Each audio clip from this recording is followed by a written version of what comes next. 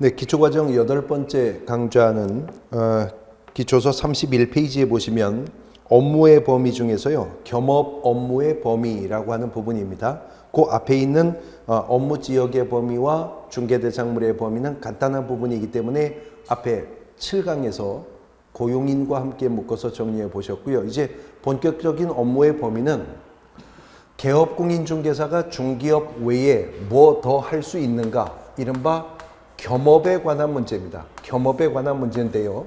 이 겸업의 문제와 관련해서는 그 개업공인중개사의 종별이 법인인 개업공인중개사이었느냐 아니면 개인인 개업공인중개사이었느냐에 따라서 이 개업공인중개사의 겸업의 문제가 달라집니다. 개업공인중개사의 겸업의 문제는 법인이었느냐 개인이었느냐에 따라서 달라지는데요. 개인인 개업공인중개사라면 구체적으로는 둘 중에 하나죠. 공인중개사인 개업공인중개사가 아니라면 부칙상의 개업공인중개사일 것입니다. 부칙상의 개업공인중개사요. 어쨌든 이 개인인 개업공인중개사들은요, 겸업에 대한 제한이 공인중개사법에 규정이 없습니다. 그렇다면 이들도 하나하나 개별적인 자연인, 국민으로서, 사람으로서 헌법상의 기본권을 향유할 수 있는 주체들이겠죠. 헌법상의 기본권에는 직업 선택의 자유라고 하는 것도 있습니다. 그래서 개인인 개업공인중개사들은 겸업이 허용되는 것이 원칙입니다. 즉, 부동산 중개업은 등록을 했으니까 할 수 있지만 중개업 외의 다른 업무들은 이 법이 제한하고 있지 않기 때문에 또 할 수가 있게 된다는 거죠. 그래서 개인인 개업공인중개사들은 부동산 중개업과 병행하여 다른 업무를 수행할 수가 있게 되는 것이고요. 예전의 구부동산 중개업법은 중개사무소의 중개업 전용 의무라고 하여서 중개사무소는 오직 중개업을 영위하는 용도로만 써야 한다는 규정이 있었습니다만 이제는 그마저도 삭제 폐지가 되어버렸기 때문에 개인인 개업공인중개사들은 심지어 중개사무소를 다른 용도로 겸용하여 사용하면서 겸업하는 것도 가능합니다. 그럼에도 불구하고 지금 제가 원칙이라고 말한 것은 그렇다 하더라도 이 법이나 관련 법에서 제한하는 사항들이 있다면 각각의 제한 사항들에서는 겸업이 제한될 수도 있겠죠. 예를 들어서 공인중개사인 개업공인중개사가 부동산 중개업을 하면서 또 다른 개업공인중개사의 소속공인중개사가 되거나 부칙상의 개업공인중개사가 중개업을 영위하면서 또 다른 개업공인중개사의 중개보조원 역할을 수행하거나 개인인 개업공인중개사들이 중개업을 영위하면서 또 다른 중개법인의 임원이나 무한책임사원이 되는 것, 이것은 공인중개사법에 이중 소속을 금지하는 규정이 있기 때문에 못하는 겁니다. 또 공인중개사법이 제한하지 않는다 하더라도 개인인 개업공인중개사들이 중개업을 영위하면서 국가공무원, 경찰관, 소방관 혹은 군인 할 수 없겠죠. 이것은 공인중개사법이 제한하고 있기 때문이 아니라 관련 법에서 제한이 있기 때문에 그럴 것입니다. 이렇게 관련 법 등에 의해서 제한이 없다면 중개업과 겸업이 가능한 업무는 무엇이든 개인은 자유롭게 겸하여 수행할 수가 있는 것이 원칙이라는 거죠. 그런데 법인에 있어서는 얘기가 달라집니다.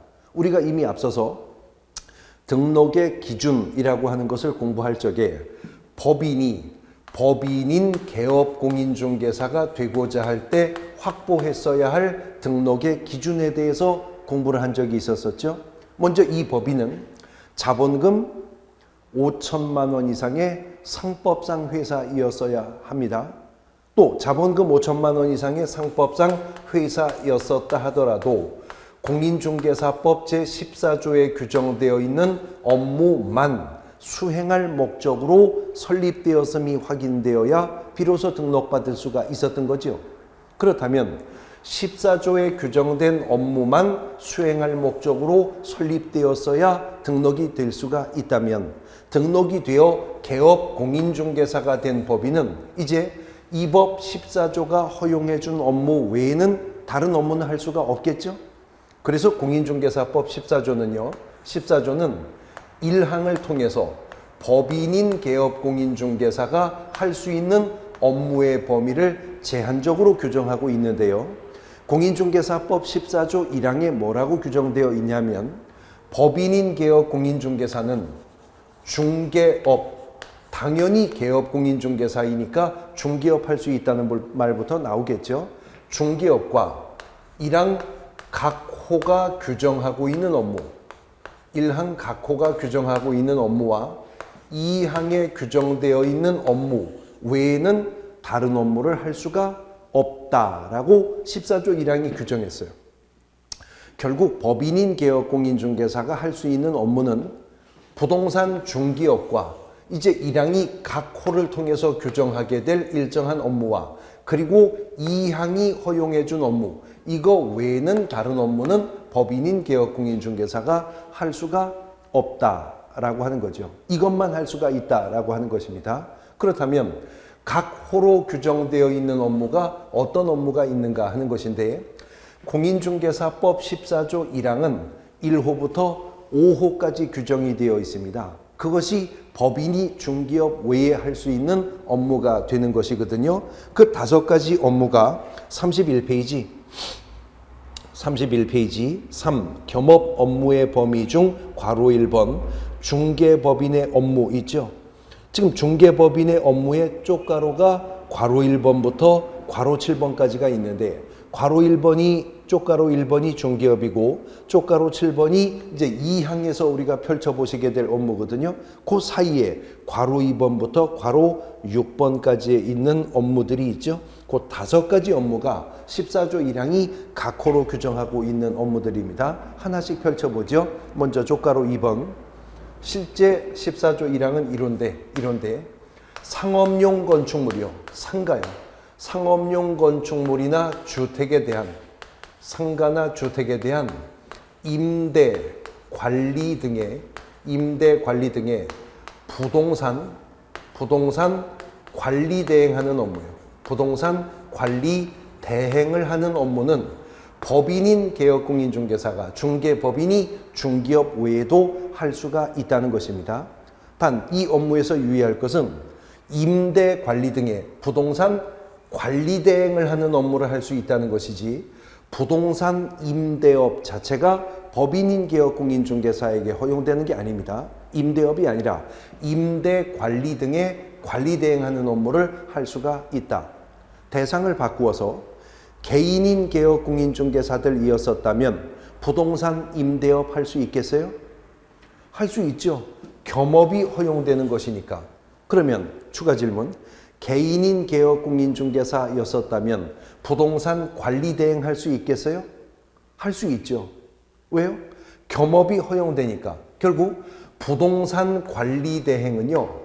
개인인 개업공인중개사도 겸업할 수가 있고 법인인 개업공인중개사도 겸업할 수 있습니다. 그런데 부동산 관리 대행 업무는 개업공인중개사의 종별에 관계없이 다 겸할 수 있는 업무지만 왜 할 수 있느냐가 달라지는 거죠. 왜 할 수 있느냐가. 개인인 개업공인중개사가 부동산 관리 대행을 할 수 있는 이유는요. 하지 말라고 한 적 없으니까 할 수 있습니다. 원래 겸업이 허용되니까요. 그런데 법인인 개업공인중개사가 부동산 관리 대행을 할 수 있는 이유는요. 14조가 하라고 한 적은 없어요. 하기 싫으면 안 해도 됩니다. 14조가 할 수 있다고 허용했기 때문에 할 수가 있는 거죠. 다시 말해서 겸업의 문제와 관련해서는 개업공인중개사가 법인이냐 개인이냐에 따라서 달라지는 것이 개인은요. 하지 말라고 한 적이 없다면 다 할 수 있다인 거고요. 법인인 개업공인중개사 중개법인은 14조가 1항에서 할 수 있다고 한 것이 아니면 다 할 수 없는 겁니다. 14조가 할 수 있다고 한 것만 할 수가 있는 겁니다. 자, 두 번째 업무는 부동산에 관한 이용, 개발 및 거래에 관해서 상담을 하는 업무를 할 수가 있다. 컨설팅 할 수 있다는 것이죠. 컨설팅을 할 수 있다는 것인데 그런데 유의할 것은 지금 법인인 개업 공인중개사에게 허용된 상담 업무, 컨설팅 업무는 무엇에 대해서요? 부동산의 이용 개발 거래에 관해서 상담하는 부동산 컨설팅이 법인인 개업 공인중개사에게 허용되고 있습니다. 그러면 다시 질문. 개인인 개업 공인중개사들도 부동산 컨설팅 할 수 있을까요? 할 수 있죠. 그러나 개인인 개업 공인중개사들은요, 원래 겸업이 허용되는 자들이기 때문에 개인인 개업 공인중개사라면 부동산 컨설팅도 할 수 있지만 부동산 상담도 할 수 있지만 주식 투자 상담해도 됩니다.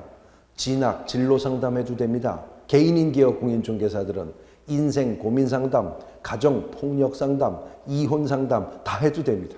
그러나 법인인 개업 공인중개사가 할 수 있는 상담, 컨설팅은 오직 무엇에 대해서만요? 부동산이요. 토지나 건물 등의 최유효 이용 방안, 개발 방안, 투자 방안 등을 조언하는 부동산 컨설팅으로 국한하여 상담 업무를 할 수가 있다라고 하는 거죠. 그 다음 이어지는 세 번째 업무. 지금 번호가 중기업이 아까 쪽가로 1번으로 올라갔기 때문에 교재에선 하나씩 번호가 밀리고 있는 것인데요. 개업 공인중개사를 대상으로요. 개업 공인중개사를 대상으로 중개업에 관한 경영 기법이나 중개업에 관한 경영 정보를 제공하는 업무를 또 법인인 개업 공인중개사가 할 수가 있다네요. 이 경영기법, 경영정보를 제공하는 업무를 일컬어서 우리가 프랜차이즈라고 하죠. 일정한 범위 내에서 프랜차이즈 업무도 법인인 개업 공인중개사가 할 수 있다고 하는데 그 전에 허용한 컨설팅 업무는 그 물적 범위를 제한했었어요. 무슨 컨설팅? 부동산 컨설팅을 할 수 있다고 했었었죠. 근데 프랜차이즈 업무는 대상에 있어서 인적 범위가 제한되고 있다는 걸 알 수 있습니다. 누구를 대상으로? 개업 공인중개사요. 개업 공인중개사를 대상으로 한 프랜차이즈 업무를 수행할 수가 있다. 대상이 개업 공인중개사가 대상이 되어야 한다는 겁니다. 자, 그렇다면 부칙상의 개업 공인중개사도 개업 공인중개사입니까? 그렇습니다. 그러니 부칙상의 개업 공인중개사 대상으로 법인이 경영기법, 경영정보 제공할 수 있죠. 그런데 소속 공인중개사가 공인중개사인가요? 그럼요. 소속 공인중개사도 공인중개사죠. 그러나 소속 공인중개사는 공인중개사이기는 하나 개업 공인중개사가 아니죠. 방금 전 테마에서 공부했던 고용인에 불과하죠. 그러니 소속 공인중개사를 대상으로 중개법인이 경영기법, 경영정보를 제공하는 업무를 수행할 수는 없겠네요. 대상은 개업 공인중개사를 대상으로 가능하다는 것입니다. 또 네 번째는 상업용 건축물이나 주택에 대해서 상가나 주택에 대해서 분양 대행을 하는 업무를 할 수가 있답니다.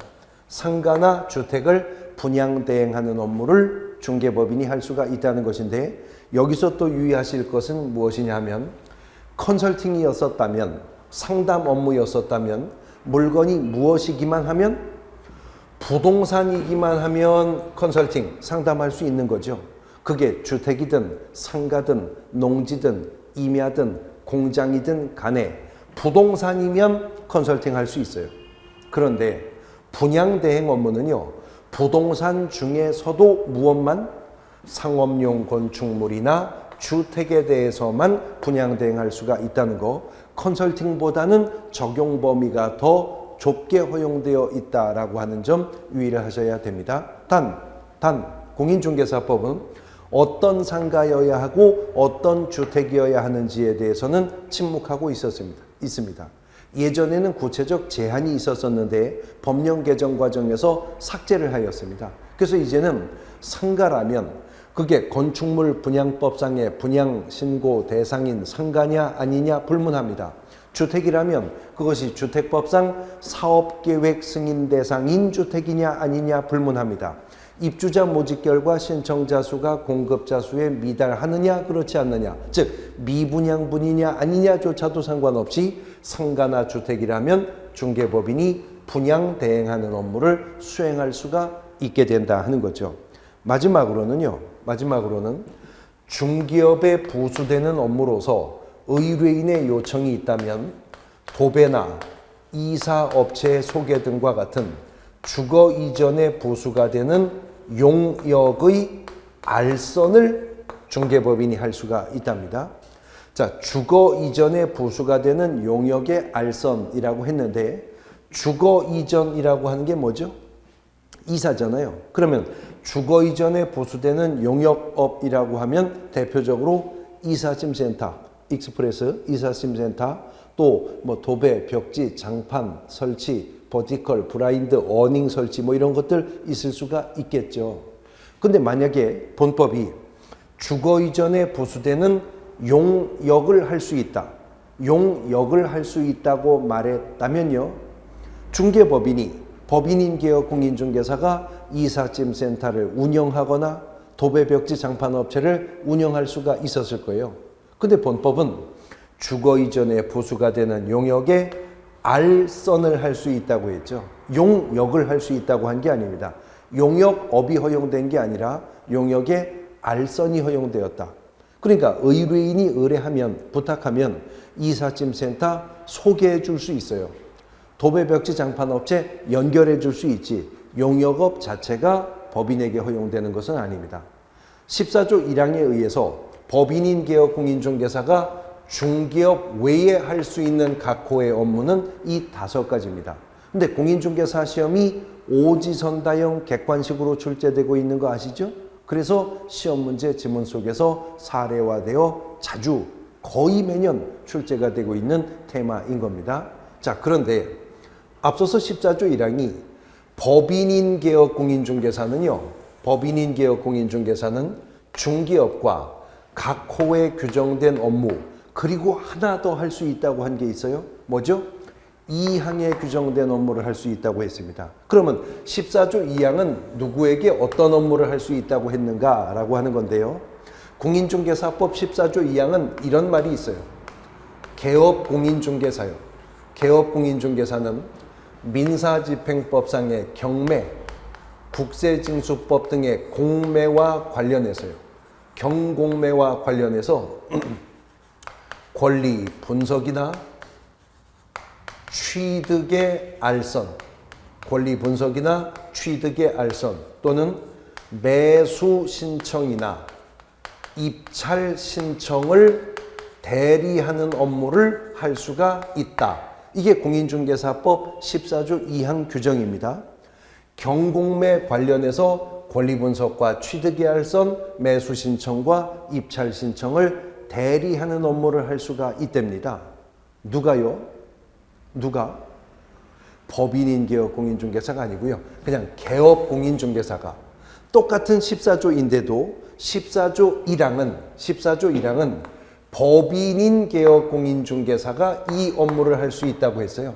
근데 14조가 2항은 개업 공인중개사가 경공매 관련한 이러한 업무를 할 수 있다고 규정을 한 겁니다. 법인인 개업 공인중개사가 아니고. 그런데 공인중개사법 부칙 규정에 보면요. 공인중개사법 부칙에는 부칙상의 개업 공인중개사는 14조 2항의 규정에 불구하고 동항의 업무를 함께 할 수 없다는 규정이 부칙에 따로 있다는 거죠. 그러니까 경공매 관련 업무를 수행할 수 있는 이 개업공인중개사에는 부칙상의 개업공인중개사, 부칙상의 개업공인중개사는 제외가 되는 겁니다. 그러면 이자만 제외가 된다고 하니 경공매 관련 업무를 수행할 수 있는 개업공인중개사는 법인인 개업공인중개사뿐만 아니라 누구도요? 공인중개사인 개업공인중개사도 경공매 관련 업무를 수행할 수가 있겠죠. 있다는 겁니다.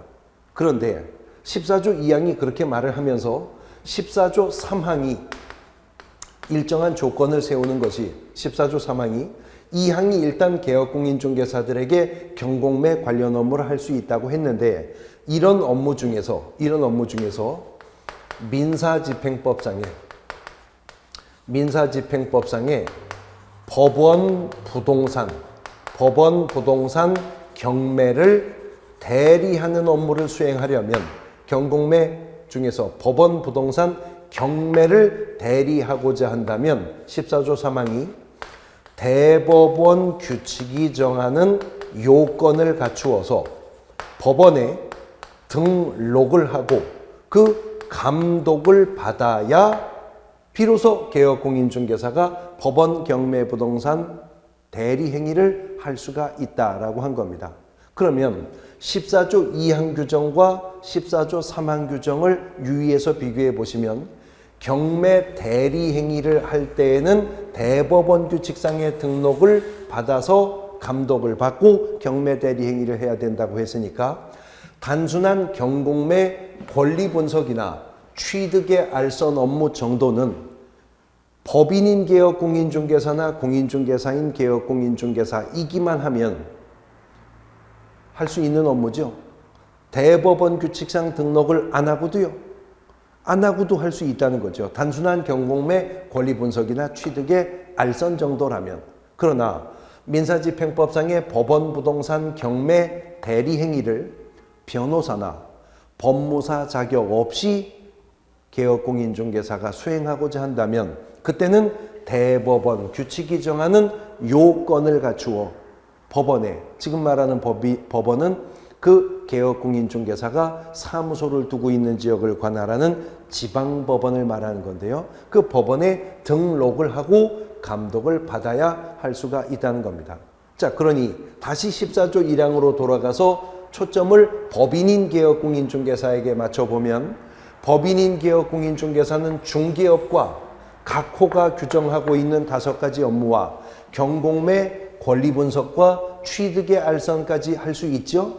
그리고 만일 이 법인인 개업공인중개사가 대법원 규칙이 정하는 요건을 갖추어 등록을 했다면 이 법인인 개업공인중개사는 이제 경매 대리 행위도 추가적으로 수행할 수가 있게 됩니다.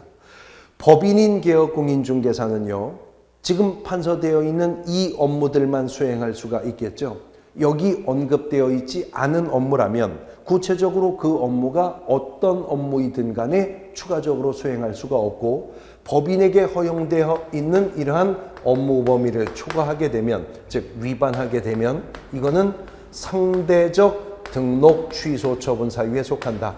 등록관청은 등록을 취소할 수 있게 된다라고 하는 것입니다. 자, 업무 범위에 관한 문제를 보셨습니다. 페이지 넘어가서 32페이지 가보십니다. 3절인데요. 32페이지 3절 중개사무소라고 하는 단원으로 넘어왔습니다. 자, 앞서서 우리 공인중개사법 2조를 통해서 정의, 용어의 정의에서 공부했었던 용어는 6가지죠. 그 중에 중개사무소에 대한 용어의 정의가 있었었나요? 없었습니다. 공인중개사법 2조가 직접 중개사무소에 대해서 용어의 정의를 내리지는 않았습니다. 그러나 그럼에도 우리가 중개사무소라고 하는 단어는 이미 여러 번 들어왔죠. 용어의 정의 공부할 속에 그 속에 들어있었었는데 개업공인중개사라 함은 이 법에 의한 뭐죠? 중개사무소의 개설 등록을 한 자를 말한다. 거기서 중개사무소라는 말이 나왔죠.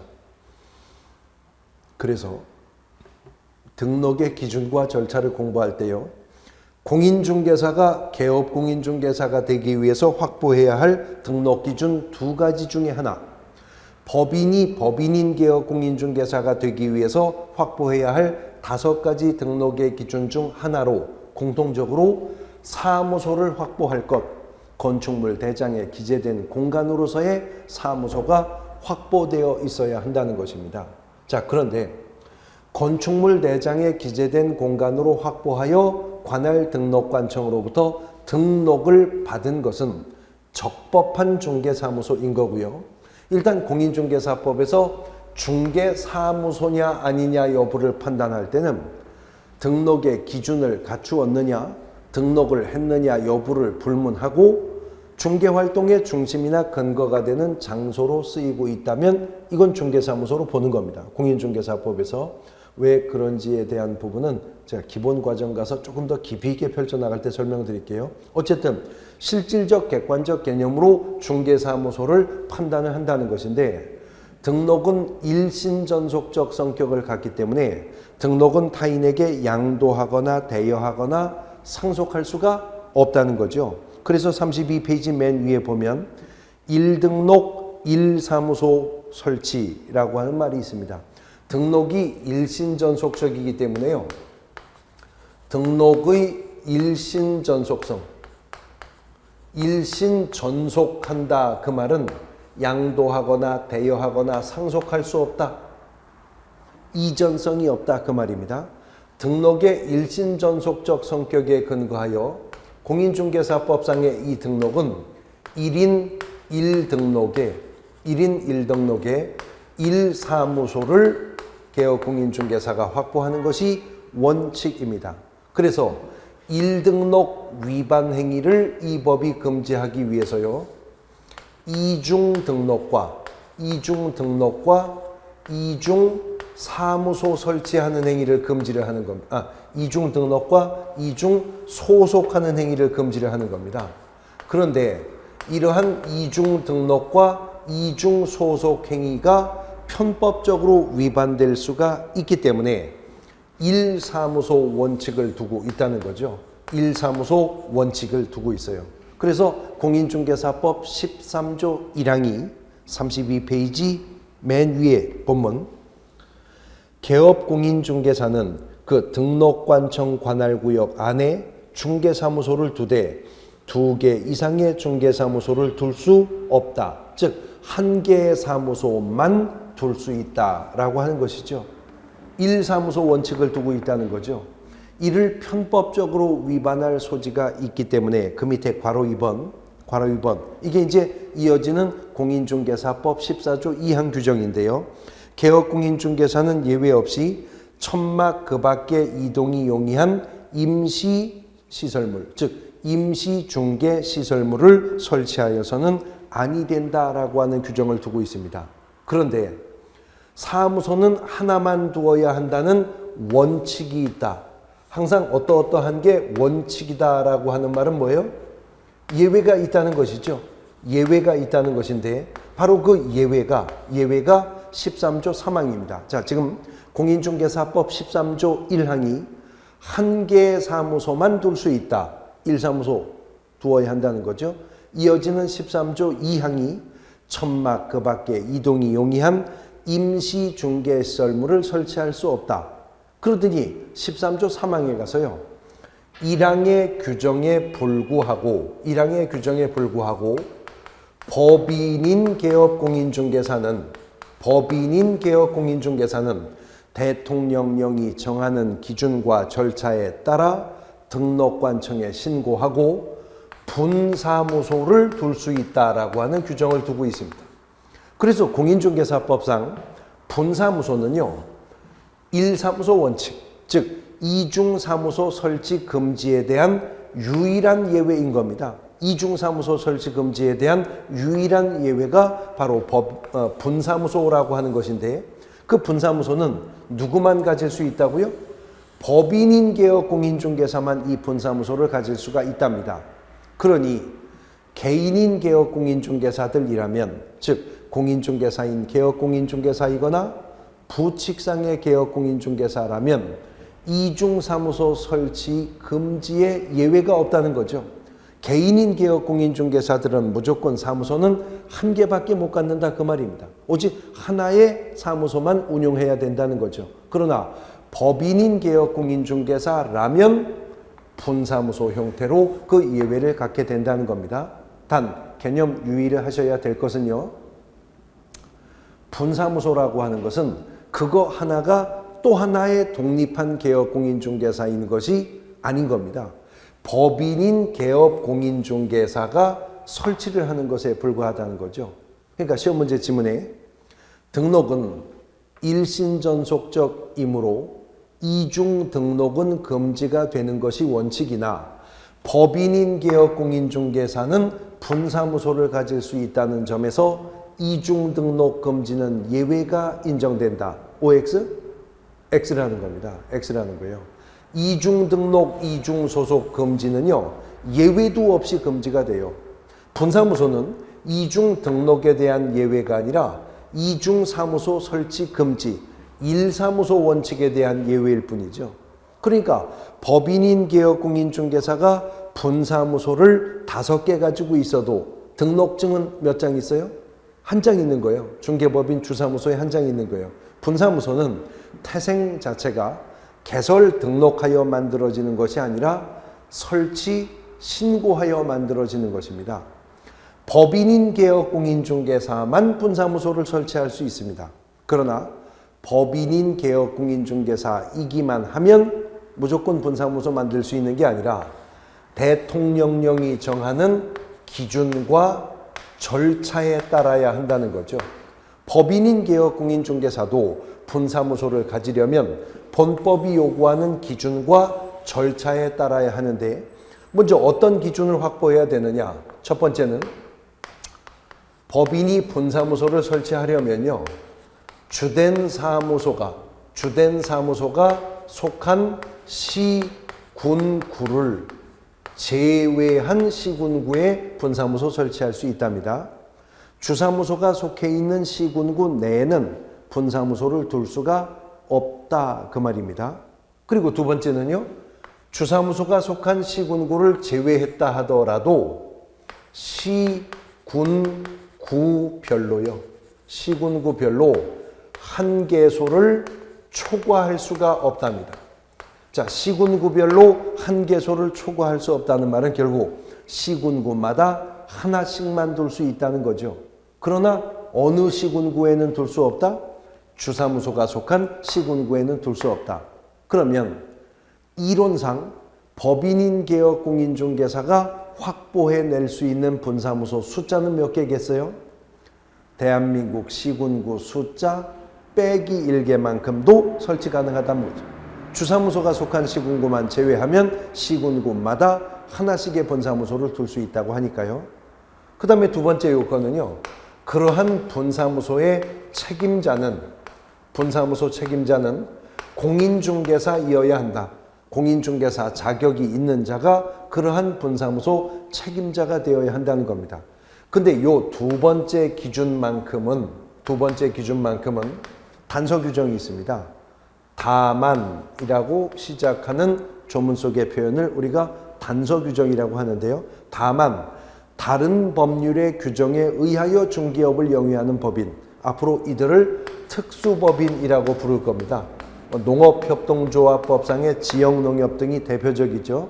어쨌든 공인중개사법이 아닌 다른 어떤 법률에 의해서 중개업을 할 수 있음이 허용된 법인들을 특수법인이라고 하는데, 다만 다른 법률의 경우에 의하여 중개업을 영위하는 법인의 경우에는 그러하지 아니하다라고 하는 단서가 붙어 있다는 거죠.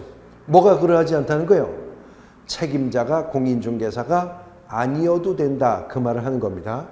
자, 이러한 공인중개사법 시행령이 요구하는 기준을 확보해야 법인이 분사무소를 만들 수 있는데, 기준을 확보하면 분사무소 설치 신고서 작성해야 되고요. 여기에 함께 첨부해야 할 구비서류들이 있습니다. 구체적인 구비서류들이 어떤 것들이 있는가라고 하는 것은 이제 기본 이론 과정부터 세부적으로 상세사항 정리, 비교하면서 펼쳐볼 겁니다. 어쨌든 일정한 구비서류가 있고요. 그 다음에 공짜로 설치 신고 안 받아준다네요. 수수료 내야 됩니다. 중개사무소 개설 등록 신청할 때도 수수료 내야죠. 공인중개사 시험에 응시하는 자도 응시 수수료 내야죠. 분사무소 설치 신고할 때도 수수료 냅니다. 설치 신고서 작성하고 요구하는 구비서류들 마련하고 수수료가 준비가 되면 이제 분사무소 설치 신고 들어가게 되는데, 분사무소 설치 신고는 법인의 주된 사무소가 속한 지역을 관할하는 등록관청, 시군구청에 가서 분사무소 설치 신고를 한다는 겁니다. 여기서 우리가 하나 묶어서 정리할 게 있는데요. 법인인 개업 공인중개사만이 분사무소 가질 수 있죠. 이 분사무소와 관련해서는요, 행정 업무 처리는 모두 다 주사무소 등록관청에 가서 한다는 겁니다. 분사무소 설치 신고뿐만 아니라 이제 뒤에서 보실 건데 분사무소 이전할 수 있어요. 이전 신고도 어디 가서 주된 사무소 소재지 등록관청에 가서 또 뒤에서 공부하실 건데 분사무소가 별도로 인장 등록할 수 있거든요. 그것도 어디 가서 주된 사무소 소재지 등록관청에 가서 한다는 겁니다. 분사무소는 설치 신고든 이전 신고든 인장 등록이든 간에 분사무소 관련 업무 처리는 모두 다 주사무소 소재지 시군구청에 가서 행한다라고 생각을 하시면 됩니다. 이중사무소 설치 금지에 대한 유일한 예외로서 적용되는 법인의 분사무소라고 하는 개념을 펼쳐보셨고요. 이제 이와는 거꾸로의 개념으로서 여러 개업공인중개사, 여러 명의 개업공인중개사가 하나의 사무소를 함께 쓸 수 있는 공동사무소, 또 개업공인중개사의 중개사무소의 이전에 관한 문제, 중개사무소 관련된 그 외 개별적 사항들에 대해서 살펴보는 차례입니다. 쉬었다가 보도록 하겠습니다.